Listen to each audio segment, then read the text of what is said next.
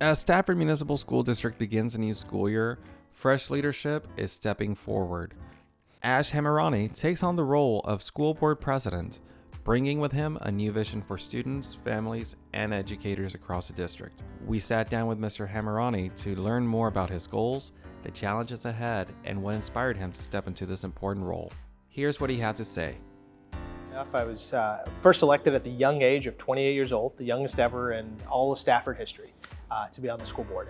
And from that day, it's been a personal mission of mine. And I didn't have kids at the time when I first got elected, but I always knew I was going to eventually send my kids here. And to me, it was very important to be part of this public school education system. So I fundamentally believe in order for us to keep the American dream alive here in the United States, we need to ensure that people have access to safe, stable housing, quality education, and healthcare.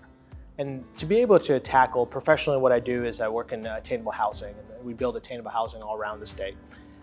To be able to address education is one of the toughest things, and it's required. I'm a product of a public education system, and I credit that for my success today. I went, after I graduated from high school, I went to University of Texas, and then I got my master's at Texas A&M. Both are great public institutions. And to me, it's important when I ran was to make sure that we keep that dream alive and we give access to students in our next generation.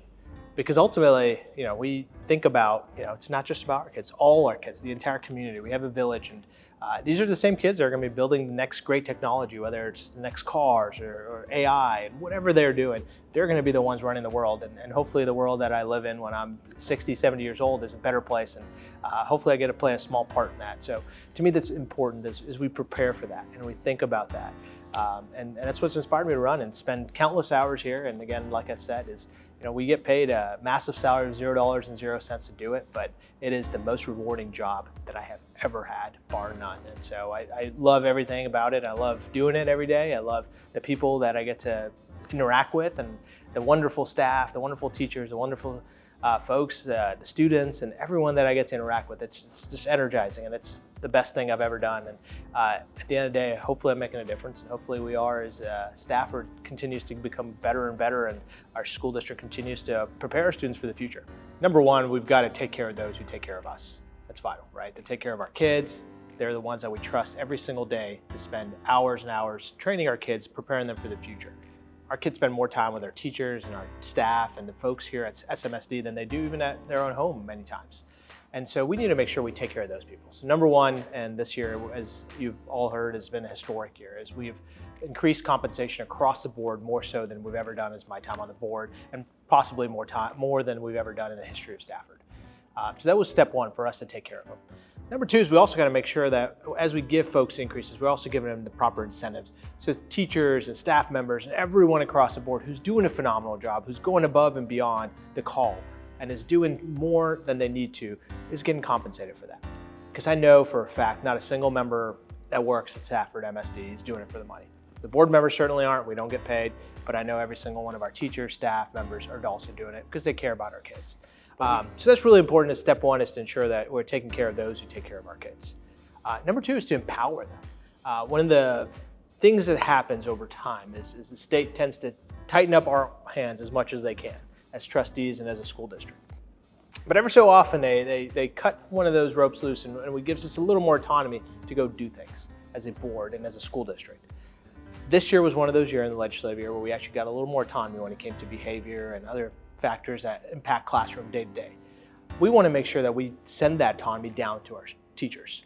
We really want to empower our teachers and give them the ability, because what they do best is what they do in the classroom. Is they are just phenomenal teachers. They don't want to deal with the bureaucracy. They don't want to fill out all the paperwork and all the things and teach by a very strict, rigid curriculum that exists today, unfortunately. And it's not just Stafford, it exists all throughout the state.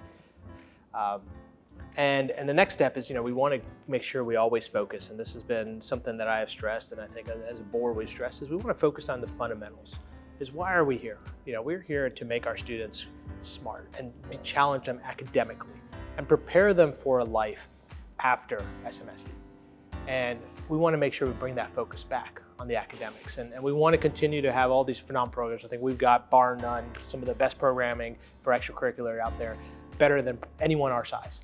We want to continue those, but we also want to make sure we don't forget the main mission, and that is to ensure that our students are getting challenged academically so that they may succeed whatever that next step for them would be, whether it's college, whether it's a career, or whether it's joining the military. We want to make sure they are ready for that challenge.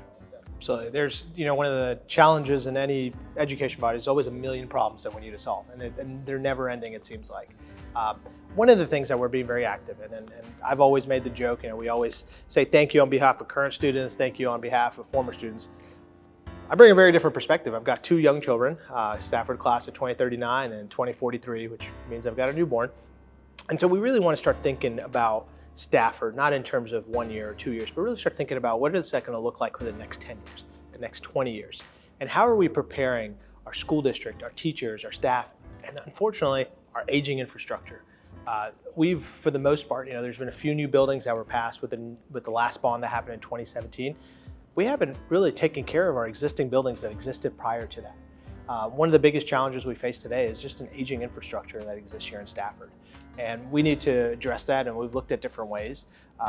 The way we're funded, and it's unfortunate, is we spend over $5 million of our money, our local money, that goes to the state. So not only does the state not pay us money, they actually take money through recapture out of our local tax revenue because we are deemed to be property rich. So what that creates is it creates a hole for us. It makes it hard because we're so focused on ensuring that the money stays as close to students as possible. We sometimes don't think about our infrastructure or don't have much left over for infrastructure. And so we're looking at different avenues to find that long-term funding, whether it's through bond or whatever it may be. We're looking at those to address some of these aging infrastructures and our buses and our roofs and our air conditioning, the things that aren't really exciting to talk about but are needed for our day-to-day. And that really is our biggest challenge today is doing that. When I first ran my campaign back in 2019, I said a quote, which was, 40% of the new jobs that will exist don't even exist today, and we don't even know what they're going to be called. And I think we're starting to see that to be true more so than ever, as we're preparing for careers that don't exist, and that's going to be important, is how do we do that? And how do we continue to be the pioneers in technology, as we have been? We were the first ones to have a drone launch pad on our campus. We're the first ones in our county to have an esports program and to have students get scholarships for esports. So how do we continue to be those pioneers? And that's going to be our goal. For Stafford Weekly News, I'm Mauricio Morales, bringing your community stories to life 1 week at a time.